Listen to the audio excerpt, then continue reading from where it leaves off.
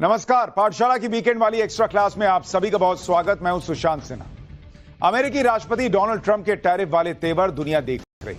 Trump की image आज के दौर में दुनिया के सबसे ज्यादा अविश्वसनीय नेता के तौर पर बनती जा रही है। भारत पर 25% टैरिफ लगाकर ट्रंप को लगता है कि वो मोदी को झुका देंगे और मोदी राष्ट्रहित के बजाय ट्रंप की खींची गई शर्तों पर अमेरिका से डील कर लेंगे। ये हो सकता है क्या? होने ही वाला नहीं है।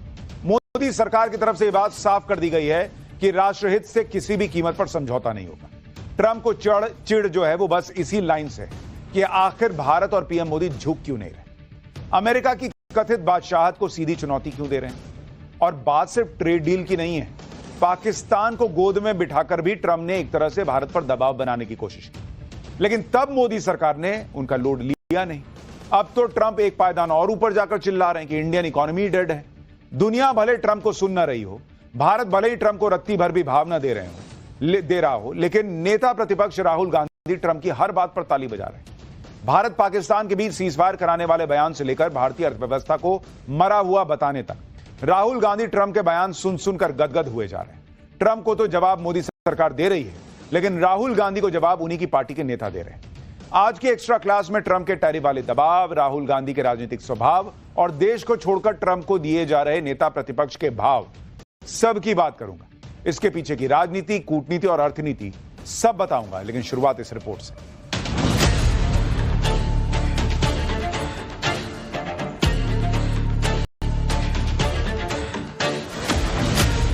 ऐसी अदावत ही क्या कि देश के मोराल पर चोट हो, ऐसी सियासत ही क्या कि जिसकी हर शय में खोट हो। मोदी को परास्त करने के लिए जैसे ब्रह्मास्त्र मिल गया विपक्ष को। अमेरिकी राष्ट्रपति डोनाल्ड ट्रंप के एक बयान, वो ये कि भारत की इकोनॉमी एक डेड इकोनॉमी है।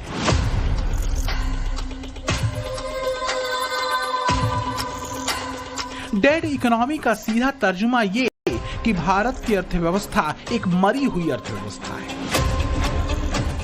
एक भारतीय होने के नाते मुमकिन है कि आप पलटकर अमेरिका को कह दें कि खिसियाई बिल्ली खंबा नोचे, क्योंकि बात राष्ट्र के सम्मान की है। लेकिन क्या किसी के लिए भारत की अर्थव्यवस्था को लेकर दिया गया ट्रंप का स्टेटमेंट खुशी और आनंद का सबब है?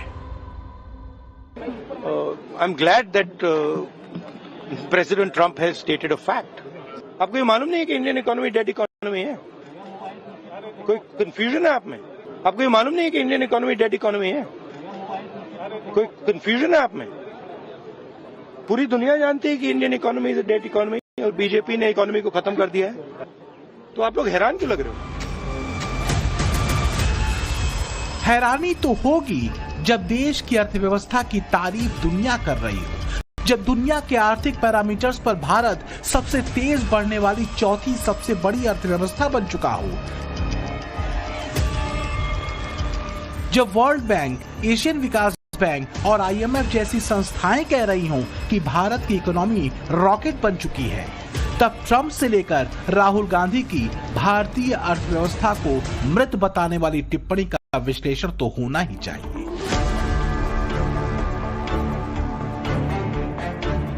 ज्यादा नहीं, 2 दिन पहले आई आईएमएफ की रिपोर्ट देख लीजिए। आईएमएफ की रिपोर्ट के मुताबिक 2025 का अनुमान यह है कि भारत की जीडीपी ग्रोथ रेट सबसे तेज है, यानी दुनिया में सबसे तेज 6.5%। इसके बाद चीन का नंबर आता है जो भारत से करीब 2.5% नीचे है, 4.8% पर। अमेरिका की जीडीपी ग्रोथ रेट 1.9% है, जर्मनी की 0.1%, फ्रांस की 0.6% और जापान की 0.7%। तो जो लोग भारत की इकोनॉमी को डेड बता रहे हैं, उनके बयानों के पीछे की केमिस्ट्री क्या है ये आपको बताएंगे। लेकिन फिलहाल तो बस ये समझ लीजिए कि ट्रंप वो हैं जिनके देश की अर्थव्यवस्था डूब रही है, जबकि दूसरे वो हैं जो अपनी सरकार के दौर में भारतीय अर्थव्यवस्था के 10वें नंबर पर पहुंचने पर अपनी पीठ खुद ही थपथपा लेते थे। The fact India's economy, in terms of the size of GDP, is the 11th largest in the world. There are great things in store. There is a well-argued view that in the next 3 decades, India's nominal GDP will take the country to the 3rd rank after the US and China. उस समय ये ब्रह्मांड के बड़े अर्थशास्त्री कह रहे थे कि 3रे नंबर पर 30 साल में हम पहुंच जाएंगे। 30 साल। और फिर कहा था ये मेरा विजन। और विजन क्या देखते हैं? 2044 यानी 2044 तक तीसरी अर्थव्यवस्था की बात। ये इनकी सोच। 30 साल का इंतजार करने के लिए मेरे देश की युवा पीढ़ी को कह कर गए थे। लेकिन हम आज आपके सामने विश्वास से खड़े हैं, इस पवित्र सदन में खड़े हैं, और मैं आपको विश्वास दिलाता हूं कि 30 साल हम नहीं लगने देंगे। मोदी ने जो कहा था वो कर दिखाया। भारत की अर्थव्यवस्था 11वें नंबर से जंप कर सीधे 4थे नंबर पर जा बैठी, और वो भी महज 11 साल में। भारत की बदलती तस्वीर को दुनिया ने देखा तो हैरान थी, लेकिन क्या भारतीय दीवार पर अपना सिर मार लें कि देश की अर्थव्यवस्था को 11वें नंबर पर पहुंचाकर ताली खुद की अचीवमेंट पर बजाने वाले आज भारत की डेड इकोनॉमी की मुनादी कर रहे हैं।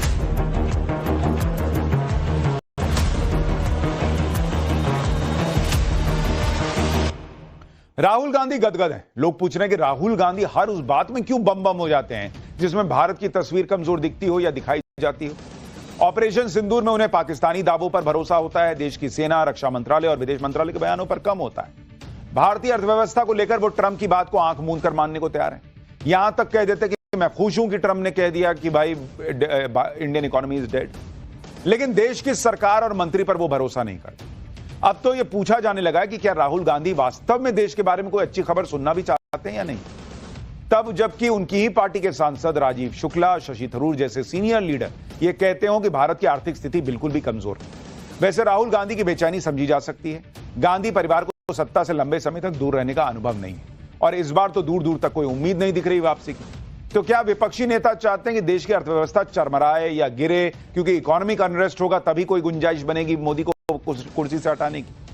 क्या ट्रंप की बातों को समर्थन देकर कोई संकेत दिया जा रहा है क्या? तो क्या एक तरफ जिद है तो दूसरी तरफ चिढ़, एक तरफ जुनून है तो दूसरी तरफ कुंठा से उपजा गान, एक तरफ संकल्प है तो दूसरी तरफ शक्तिशाली होने और न होने का अहंकार और बेचैनी? जो भी है, पर एक दोस्त कह के भारत के उलट चल रहा है और दूसरा बस विरोध के लिए कुछ भी बोल रहा है, ऐसा लगता है। भारतीय इकोनॉमी को डेड बताने वाले स्टेटमेंट से तो खुद राहुल गांधी की ही पार्टी और उनके सहयोगी दलों के नेता ही नाइत्तेफाकी रखते हैं। ट्रंप का ये कहना है कि भारत और रूस की इकोनॉमी डेड है, एकदम गलत बात है। भारत की इकोनॉमी डेड नहीं, जो हमने आर्थिक सुधार किए जब नरसिम्हा राव जी और मनमोहन सिंह जी थे, उसके बाद उस आर्थिक सुधारों को आगे वाजपेयी जी ने भी बढ़ाया, और उसके बाद मनमोहन सिंह जी ने 10 साल में जो मजबूती प्रदान की, और उसके बाद वर्तमान सरकार ने भी जो उसमें काम बढ़ाया। America is completely unreasonable in their demands. We will have to go elsewhere. I mean, that is the strength of India. No, we are not a totally export-dependent economy like, say, China is. We have a good, strong domestic market also. बात इतनी भर नहीं है। भारतीय अर्थव्यवस्था को dead बताने वाले बयान पर शिवसेना उद्धव गुट की राज्यसभा सांसद प्रियंका चतुर्वेदी ने तो इससे भी आगे की बात कह दी। उन्होंने कहा कि ये कहने की जरूरत नहीं है कि भारतीय इकोनॉमी दुनिया की टॉप 5 अर्थव्यवस्थाओं में शामिल है और सबसे तेजी से बढ़ती अर्थव्यवस्थाओं में से एक है। ये जानने के लिए पर्याप्त आंकड़े उपलब्ध हैं। इसे डेड इकोनॉमी कहना सिर्फ अहंकार या अज्ञानता की स्थिति से ही आ सकता है। तो अहंकार और अज्ञानता में कौन है, ये फैसला भी तो होना चाहिए। कहीं मुद्दा सिर्फ गहरी कुंठा और तिलमिलाहट से उपजी टिप्पणी का तो नहीं है। हम अपने राष्ट्रीय हितों को सुरक्षित करने और आगे बढ़ाने के लिए सभी आवश्यक कदम उठाएंगे। मात्र 1 दशक से भी कम समय में भारत फ्रैजाइल 5 अर्थव्यवस्थाओं में से निकलकर दुनिया की सबसे तेजी से बढ़ती प्रमुख अर्थव्यवस्था बन गया है। हम अपने रिफॉर्म्स और अपने किसानों, एमएसएमई और उद्यमियों की कड़ी मेहनत के बल पर 11वीं सबसे बड़ी अर्थव्यवस्था से शीर्ष 5 अर्थव्यवस्थाओं में से एक बन गए हैं। दुनिया की टॉप 5 इकोनॉमी में शुमार होना ही तो किसी के मर्ज की वजह नहीं। मोदी और ट्रंप की केमिस्ट्री दुनिया ने देखी। अब क्या ये केमिस्ट्री गड़बड़ा चुकी है? क्या दोनों का राष्ट्रवाद और राष्ट्रहित आपस में टकरा रहा है? मुद्दा किसी एक के पीछे न हटने का है। अगर ट्रंप अड़े हैं कि वो अपनी शर्तों पर भारत से ट्रेड करेंगे, तो मोदी भी अड़े हैं कि वो राष्ट्रहित से समझौता नहीं करेंगे। अगर अमेरिका अपने हितों को लेकर संकल्पित है, तो भारत भी अपने हितों की अनदेखी किसी भी कीमत पर नहीं कर सकता। आज जब हम आर्थिक प्रगति की बात कर रहे हैं, तो मैं आपका ध्यान वैश्विक हालातों पर भी ले जाना चाहता हूं। आज दुनिया की अर्थव्यवस्था कई आशंकाओं से गुजर रही है। अस्थिरता का माहौल है। ऐसे में दुनिया के देश अपने अपने हितों पर फोकस कर रहे हैं। अपने अपने देश के हितों पर ध्यान केंद्रित कर रहे हैं। भारत भी दुनिया की तीसरी सबसे बड़ी अर्थव्यवस्था बनने जा रहा है। इसलिए भारत को भी अपने आर्थिक हितों को लेकर सजग रहना ही है।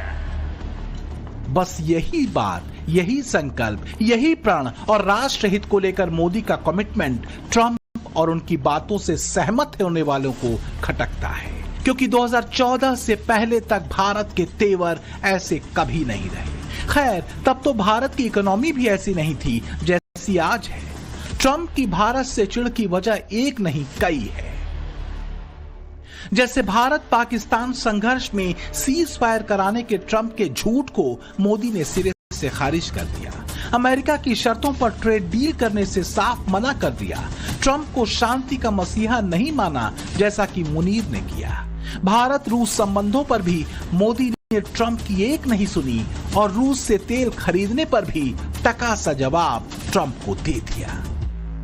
सच ये है कि इन वजहों में से कुछ कॉमन वजहें विपक्ष और इसके नेता ने चुनकर अपनी सियासत के लिए रख ली हैं, जो हर प्लेटफॉर्म से वो बांटते रहते हैं। ट्रंप ने 30-32 बार बोला है कि मैंने सीज फायर किया है, राइट? ट्रंप ने यह भी बोला है कि 5 जहाज हिंदुस्तान के गिरे हैं। ट्रंप अब बोल रहा है कि मैं 25% टैरिफ लगाऊंगा। आपने अपने आप से ये सवाल पूछा कि नरेंद्र मोदी जी जवाब क्यों नहीं दे पा रहे? पूछा है क्यों? एक्चुअल रीजन क्या है? क्या लगता है आपको? कंट्रोल किसके हाथ में है?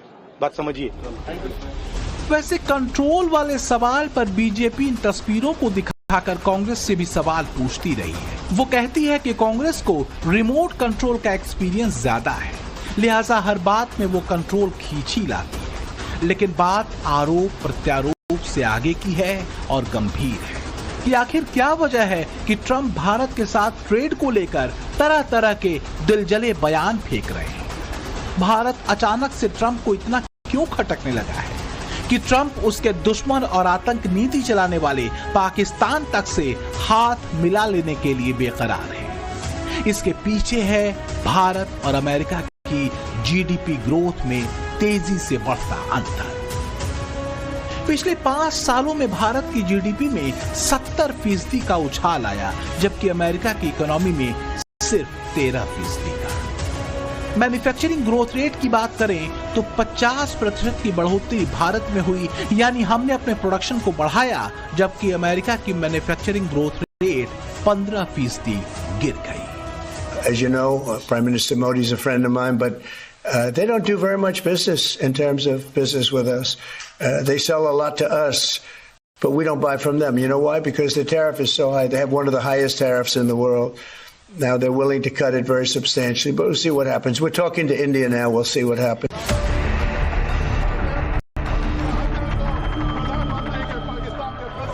क्या मोदी के खिलाफ कई फ्रंट खोले जा रहे हैं, बाहर और भीतर?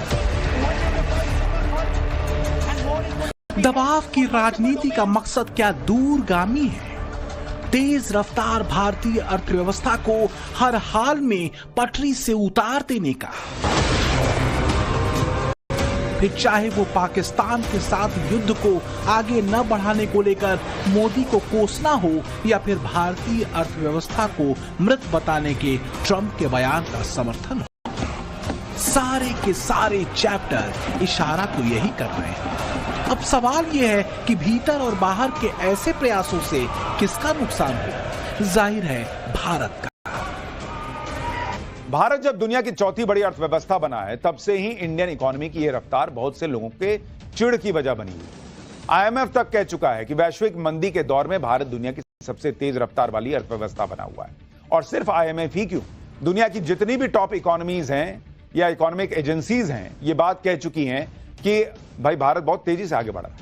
अब क्या करें कि राहुल गांधी को इन एजेंसियों के बजाय उस व्यक्ति की बातों पर भरोसा हो जाए जो अगले पल क्या करेगा वो खुद नहीं बता सकता। रही बात टैरिफ के जोर पर भारत को झुकाने की, तो वो होने से रहा। ये जेस्चर पीएम मोदी ने कई मंचों से दिखा दिया है। एक बात तो मैंने आपसे पहले ही कही थी कि चाहे ट्रंप हो या मोदी, दोनों राष्ट्रवादी लाइन पर चलने वाले हैं, और यही लाइन एक बड़ा गतिरोध भी बन जाती है कई बार। और ट्रेड को लेकर दोनों देशों के बीच सहमति इसी वजह से अटकी हुई है। ट्रंप को लग रहा था कि वो टैरिफ लगाएंगे, धमकाएंगे तो मोदी मान जाएंगे, लेकिन लगता है ट्रंप अपनी ही बात भूल गए, क्योंकि ट्रंप खुद कहते रहे कि Modi is a tough negotiator. President, you spoke about Prime Minister Modi. इसी सूत्र पर भारत ने बड़े पैमाने पर दुनिया भर के कई देशों के साथ ट्रेड डील की है। इसमें United Kingdom, Sri Lanka, Bhutan, Thailand, Singapore, Malaysia, Japan, दक्षिण Korea, UAE, Australia, Mauritius, ASEAN, यूरोपीय Union, Oman, Peru, European bloc, Israel और कनाडा शामिल है। खास बात यह है कि इन सारे देशों से हुई ट्रेड डील्स में कहीं भी बात यह नहीं है कि हम जूनियर पार्टनर हैं या सीनियर पार्टनर हैं, क्योंकि भेद वाली ये ट्रंप की लाइन है, हमारी नहीं। भारत और मोदी समानता की बात करते हैं, किसी को छोटा या बड़ा बताने या मानने की नहीं। इधर ट्रंप ने भारत पर 25% टैरिफ की घोषणा की। इस पर चर्चाएं हो रही थी कि इस बीच एक और खबर आ गई, ये कि भारत ने अमेरिका के F-35 फाइटर जेट्स की खरीदी से जुड़ी एक डील को ठंडे बस्ते में डाल दिया। ट्रंप इसलिए भी बिलबिलाए हुए हैं क्योंकि भारत के साथ अमेरिका का व्यापार घाटा करीब 44 अरब डॉलर का है। 85.5 अरब डॉलर का निर्यात भारत अमेरिका को करता है, जबकि अमेरिका से भारत का कुल आयात 41.4 अरब डॉलर का है। ट्रंप इसी अंतर को पाटना चाहते हैं। भारत अमेरिका को कई चीजें निर्यात करता है, स्टोन, मेटल से लेकर जेनरिक दवाएं, इलेक्ट्रॉनिक सब शामिल है। इसके अलावा और भी बहुत कुछ है जो भारत अमेरिका को निर्यात करता है। देखिए, ट्रंप के टैरिफ बम से भारतीय निर्यात पर असर तो पड़ेगा, इसमें कोई शक नहीं, लेकिन एक्सपर्ट मानते हैं कि इसका ज्यादा बड़ा असर नहीं होगा, क्योंकि भारत का डोमेस्टिक मार्केट यानी घरेलू बाजार इतना बड़ा है कि टैरिफ बढ़ोतरी उसका कुछ बिगाड़ नहीं पाएगी, क्योंकि अमेरिका को भारत का निर्यात हमारी कुल जीडीपी का महज 4% है। बराबरी और ट्रंप की धौंस को दरकिनार कर मोदी ने एक संकेत दुनिया को दे दिया है कि अमेरिका का विकल्प खोजा जा सकता है। अपना राष्ट्रहित छोड़कर सिर्फ अमेरिका के हितों को ध्यान में रखकर फैसले कतई नहीं लिए जाएंगे। वैसे भी मोदी नए ग्लोबल ऑर्डर की बात कहते रहे हैं। आज ग्लोबल उठा पटक के हर किसी के लिए चिंता का कारण है। ऐसे में भारत का लोकतंत्र आशा की किरण बना हुआ है। उसी प्रकार से भारत की विकास यात्रा ग्लोबल ग्रोथ को गति देने वाली है। विश्व का सबसे बड़ा लोकतंत्र एक ऐसा स्तंभ है जो जितना मजबूत होगा दुनिया को उतना ही सशक्त बनाएगा, वैश्विक स्थिरता बढ़ाने में योगदान करेगा। स्थिरता तभी होगी जब परस्पर हितों वाला ट्रेड होगा, एक पक्षीय नहीं। मोदी नीति यही है, सब चले और सब बढ़े। सुपर पावर या थर्ड वर्ल्ड जैसा भेद मोदी का भारत मानने को तैयार नहीं। अमेरिका या ट्रंप के फ्यूडलिज्म यानी सामंतवाद के लिए इस देश में सड़कें टिकती नहीं है, गड्ढे पड़ जाते हैं, पुल टिकते नहीं है, कभी भी गिर जाते हैं। लेकिन एक चीज जो हमेशा टिकी रहती है वो है करप्शन। सिस्टम में करप्शन का ऐसा कीड़ा लगा है कि आए दिन सरकारी अफसरों और कर्मचारियों के ठिकानों से करोड़ों रुपए के काले धन का खजाना निकल ही आता है। जो नौकरी तो मामूली सी कर रहे होते हैं, सैलरी हजारों की होती है, लेकिन भाई साहब नोटों की ऐसी गड्डियां निकल आती हैं, आप देखिए आंखें फटी रह जाएंगी बॉस।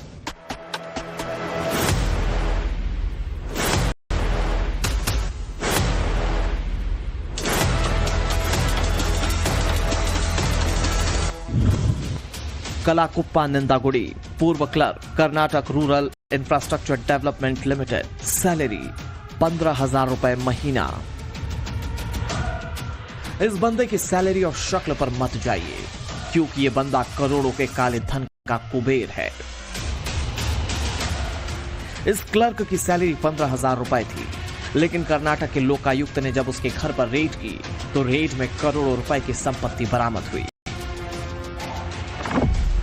छापे में पता चला कि इस पूर्व क्लर्क के पास 24 घर हैं, 4 प्लॉट्स हैं, 40 एकड़ खेत, 1 किलो से ज्यादा सोने के जेवर और 30 करोड़ रुपए से ज्यादा की प्रॉपर्टी है, जो उसने अपने परिवार और रिश्तेदारों के नाम पर खरीदी थी।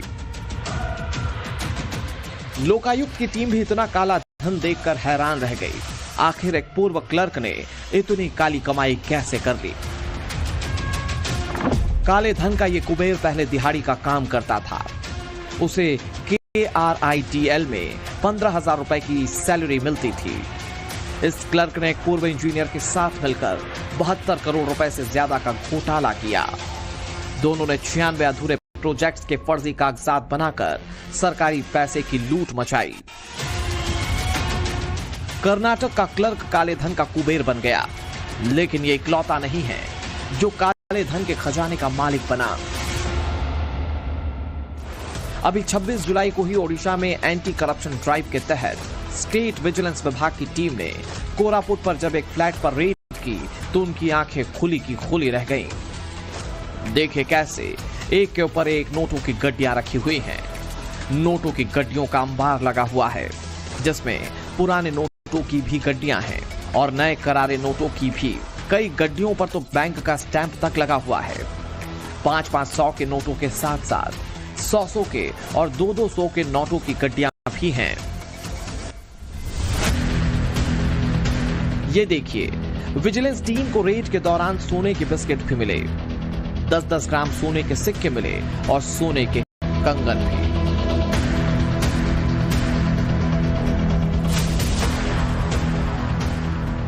ओडिशा विजिलेंस विभाग की टीम को फ्लैट में एक तिजोरी मिली और जैसे ही तिजोरी खुली, विजिलेंस विभाग की टीम के होश उड़ गए। देखिए, पूरी तिजोरी नोटों की गड्डियों से ठसाठस भरी हुई है। अभी तो और देखिए, तिजोरी के अंदर एक और तिजोरी है और जब इसे खोला गया तो इसमें भी कैश भरा हुआ था। अब आप सोच रहे होंगे कि जरूर ये किसी बड़े ज्वेलर या बड़े बिजनेसमैन के ठिकानों पर की गई रेट में इतना काला धन मिला है, और अगर आप ऐसा सोच रहे हैं तो बिल्कुल गलत है।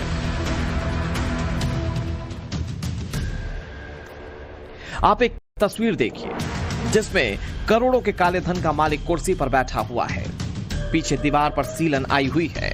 इसकी हालत देखकर कहीं से यह लग रहा है कि ये काले धन का कुबेर हो सकता है। ऐसा लग रहा है जैसे कहीं कोई छोटी मोटी नौकरी ये करता हो। वैसे ये बात सही भी है, करता तो ये नौकरी ही है, लेकिन सरकारी नौकरी। काले धन का यह कुबेर ओडिशा के वन विभाग का डेप्यूटी रेंजर रामचंद्र नेपाक था, जिसने साल 1989 में फॉरेस्ट गार्ड के तौर पर नौकरी की शुरुआत की। आरोपी रामचंद्र नेपाक अभी ओडिशा में कोरापुट के जयपुर फॉरेस्ट रेंज में तैनात था। विजिलेंस विभाग के मुताबिक उसकी मंथली सैलरी नेट 69,680 रुपए थी। डिप्टी रेंजर रामचंद्र नेपाक पर आय से अधिक संपत्ति रखने का आरोप है, जिस पर विजिलेंस विभाग की काफी वक्त से नजर थी और पुख्ता जानकारी मिलने के बाद उसके कई ठिकानों पर रेड डाली गई, जिसमें अब तक करीब 1 करोड़ 4 लाख रुपए से ज्यादा कैश मिला है। गोल्ड के 4 बिस्किट, 10-10 ग्राम के सोने के 16 सिक्के, गोल्ड और डायमंड की ज्वेलरी मिली है। 3 फ्लैट के कागजात मिल चुके हैं। वो 3 फ्लैट के कागजात। यहां लोग एक घर नहीं खरीद पाते, वन विभाग में डिप्टी रेंजर 3 फ्लैट, इतना कैश, सोना। आप देखिए कि देश में सरकारी सिस्टम में भ्रष्टाचार का लेवल क्या है।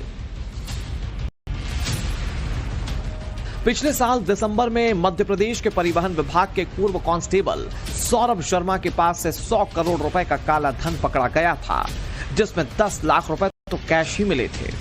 साथ ही में आरोपी के कार से 52 किलो सोने के बिस्किट मिले थे।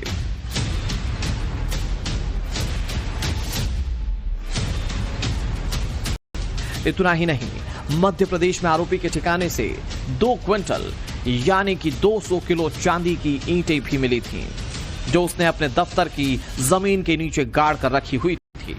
इन्हें खोदकर बाहर निकाला गया। यह हमारे सिस्टम का सच है, जिसमें करप्शन का ऐसा कीड़ा लग चुका है कि विभाग चाहे कोई भी हो, काले धन के कुबेर भरे पड़े हैं।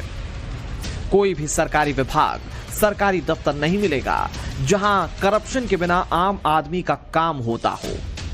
हाल ही में नेशनल क्राइम इन्वेस्टिगेशन ब्यूरो की रिपोर्ट में सबसे करप्ट 10 विभागों की लिस्ट जारी की गई, जिसमें भारत का सबसे भ्रष्ट विभाग पुलिस विभाग है। दूसरा नंबर राजस्व विभाग का है। तीसरा नंबर नगर निगम और नगर पालिका का। चौथा भ्रष्ट विभाग ग्राम पंचायत और ब्लॉक स्तर का। 5वां सबसे भ्रष्ट विभाग बिजली विभाग है। 6वां सबसे भ्रष्ट विभाग सड़क परिवहन विभाग आरटीओ का है। भारत में 7वां सबसे भ्रष्ट विभाग सरकारी अस्पताल और स्वास्थ्य विभाग है। 8वें नंबर पर शिक्षा विभाग, 9वें पर आवास एवं शहरी विकास विभाग और 10वें नंबर पर आयकर और जीएसटी विभाग है। सड़क पर गड्ढे, एक ही बारिश में डूब जाने वाले शहर, उद्घाटन से पहले टूटते पुल, ये सब कुछ करप्शन के जीते जागते सबूत हैं। करप्शन से बने काले धन का एक और खजाना देखिए। 30 मई को ओडिशा की राजधानी भुवनेश्वर में राज्य सरकार की चीफ इंजीनियर बैकुंठ नाथ सारंगी के घर से 2.5 करोड़ रुपए से ज्यादा का कैश बरामद हुआ। इसे गिनने के लिए मशीन तक मंगवानी पड़ गई थी और विजिलेंस विभाग की टीम ने घंटों तक जमीन पर बैठकर नोटों को गिना था। तब चीफ इंजीनियर बैकुंठ नाथ ने घबराकर कैश के बंडलों को अपने फ्लैट की खिड़की से बाहर फेंक दिया था, लेकिन विजिलेंस टीम के अधिकारी फ्लैट के नीचे भी खड़े थे और नीचे से ही उसका कैश फेंकते हुए वीडियो भी बना लिया था।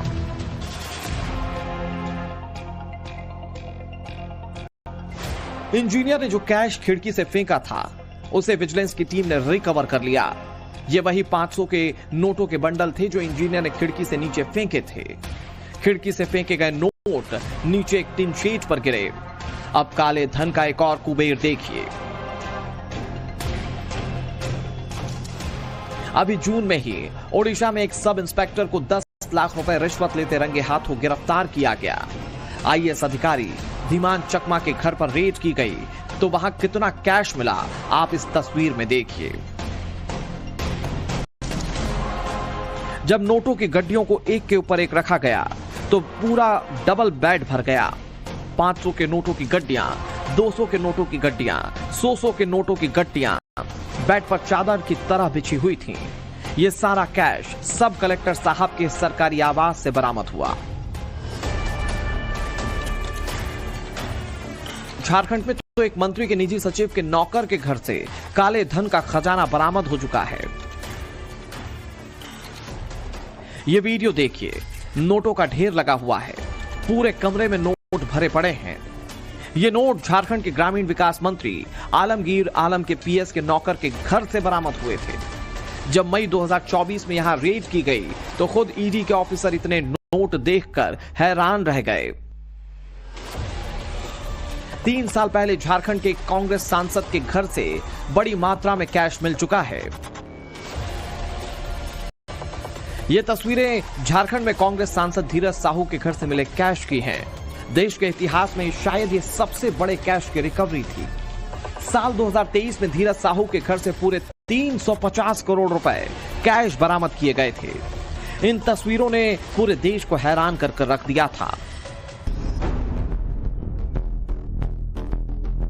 धीरज साहू के घर से इतना कैश अलमारियों में ठूस ठूस कर रखा गया था। गोदाम में अलमारियों में रखे कई नोटों के बंडल तो चिपक गए थे। नोटों को गिनने में कई हफ्तों का समय लग गया था। मतलब क्लर्क से लेकर आईएएस तक, संतरी से लेकर मंत्री तक करप्शन के काले सागर में गोते लगा रहे हैं, अपनी तिजोरियां भर रहे हैं, इतना काला धन बना रहे हैं जिसे रखने तक की जगह नहीं है। आप छोटे छोटे क्लर्क लेवल के लोगों की धौंस देख लीजिए कि वे लोगों को अपना नौकर समझते हैं। यह वीडियो कर्नाटक का है, जहां एक रेलवे टिकट क्लर्क कुर्सी पर पांव रखकर फोन पर बात कर रहा है और बाहर टिकट खिड़की पर लोगों की लंबी कतार है। लेकिन बाबू साहब को इससे कोई फर्क नहीं पड़ रहा है। यह अकड़ उन्हें इसी काले धन से आती है जो इन्होंने करप्शन के जरिए कमाया होता है। इससे सिर्फ देश के आम लोगों का ही नुकसान नहीं हो रहा है, बल्कि देश का नाम भी खराब होता है। ट्रांसपेरेंसी इंटरनेशनल की रिपोर्ट के मुताबिक करप्शन परसेप्शन इंडेक्स 2024 में भारत 180 देशों में 96 स्थान पर है, जबकि साल 2023 में भारत 93 नंबर पर था। यानी भारत में करप्शन कम होने की बजाय बढ़ता जा रहा है। जो पैसा देश के विकास में काम आना चाहिए था, वो सरकारी बाबुओं की तिजोरियों में भरा पड़ा है।